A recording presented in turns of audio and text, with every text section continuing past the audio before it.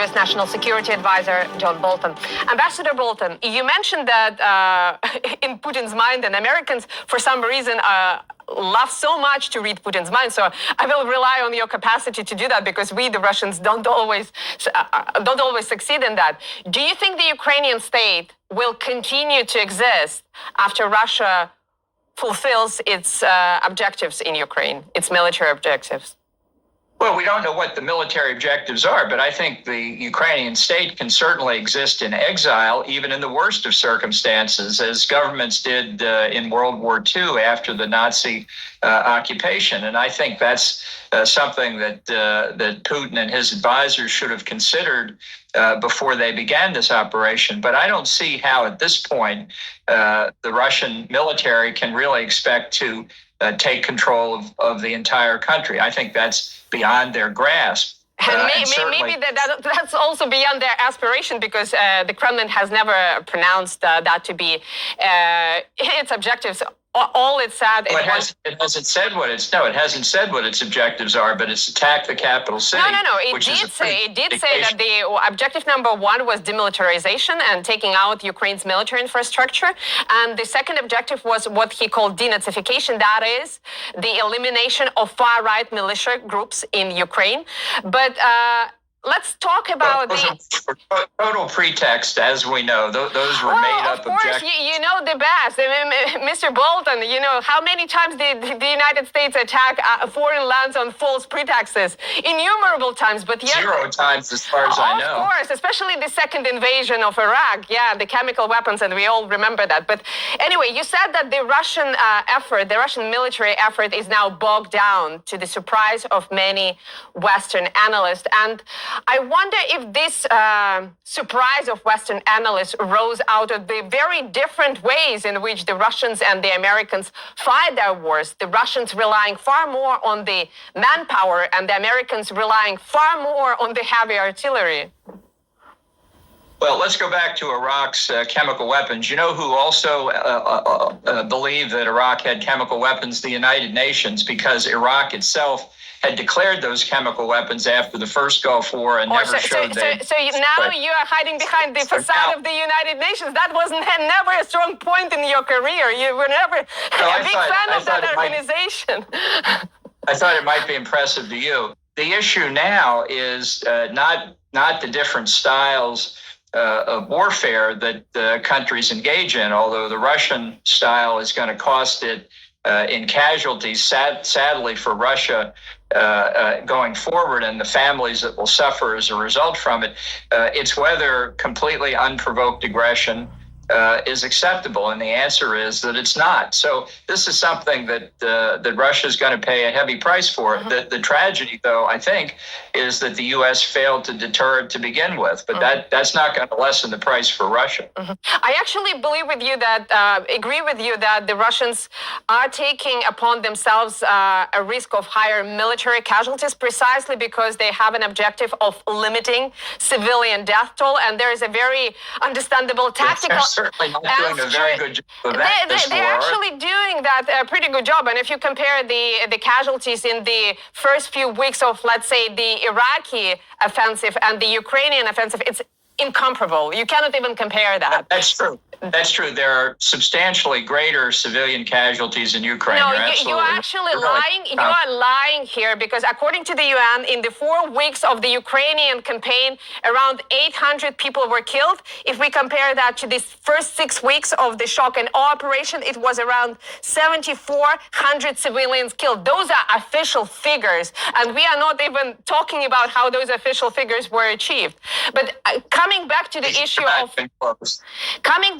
issue of different styles of offensives, the Russians having to rely much more on the manpower, and the Americans having to rely much more on the heavy artillery and essentially bombing the cities and only then moving in. Can't you at least give Russians the credit for trying to protect civilians? Because I know we are adversaries, but at least in the Russian culture, there is a tradition of respecting the noble acts of the adversaries. Can you be a little bit more straightforward here? Well, I'd respect noble acts if I saw any. The fact is the approach that Russia is using here, very familiar to President Putin, what he did in Chechnya, in the Second Chechnyan War and during the Yeltsin term, what he has been doing in Syria. And really, it is a style of warfare that I think is shocking to the rest of the world. It may be unusual. It may be because it's in Europe rather than in Chechnya or Syria. It shouldn't be that different, but in fact, I think people understand this is a very brutal form of warfare, and it's not going to achieve Russia's objectives, to say the least. Any form of warfare is brutal, but it's much more careful of the civilian casualties than the American style. And since you mentioned Syria, we actually call that style the Swiss cheese style, because in Syria, if you remember, if you looked at the map of Syria during that offensive, there were lots of opposition-held enclaves located right next to the government-controlled areas, precisely because of Russia's refusal to use heavy artillery on heavily populated areas. That is very different from the way the Americans fought that war, and the Russians brought a totally new style of warfare to the Middle East, which the Middle East actually appreciates, believe it or not. Yeah, well, we could take a vote of that throughout the Middle East. I mean, I think Russia in some cases was content to rely on a Syrian ally to attack the civilian targets the Russians gave them intelligence about. We were talking before about the Syria and how Syria posed a threat to the United States because it was a seed of Islamic terrorism. Now, there is a credible concern not only in Russia but also around the world about the rise of far-right battalions in Ukraine.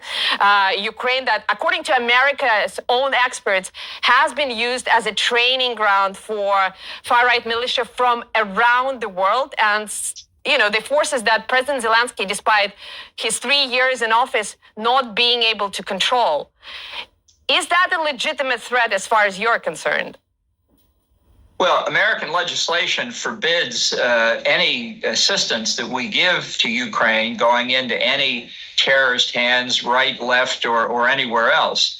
And those don't become acceptable simply because they happen to be on the Ukrainian side of the border. But none of that excuses the aggression that Russia has committed and continues to commit. These, again, are pretexts that are coming after the decision was made that Putin wanted to establish Russian hegemony over Ukraine through the use of force. Mm-hmm.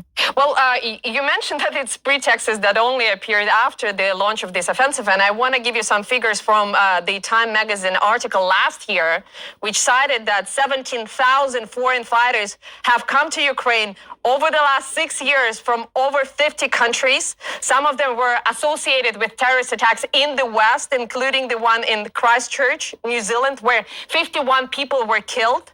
If that were happening close to your border, would you be okay with that? Well, if I thought it were true, it would be a concern. But so if you have this information, if you have this information and can verify it, then I think you need to present it, and people can make up their own minds. But even if everything you've just said is true, it has absolutely nothing to do with Russia's invasion of Ukraine. Well, how is it not? How does it have anything to do with Russia's invasion in Ukraine? Because if you actually look at what's happening on the ground, the most notorious clashes, the fiercest clashes that occur there are not between the Russian and Ukrainian military forces. They are between the Russian troops and the far-right military battalions. And where, just for my information, where did these supposed clashes take place with these? Mariupol. Are you familiar with this town? I think there are around 130,000 civilians that are being still held hostage there, not being let out despite the existence of humanitarian corridors both to Russia and to mainland Ukraine. Have you ever heard about that town, Mariupol? And the Azov battalion that took a seat there? This is the only newscast of which I'm aware that says that the people fighting there for Ukraine are right-wing terrorists.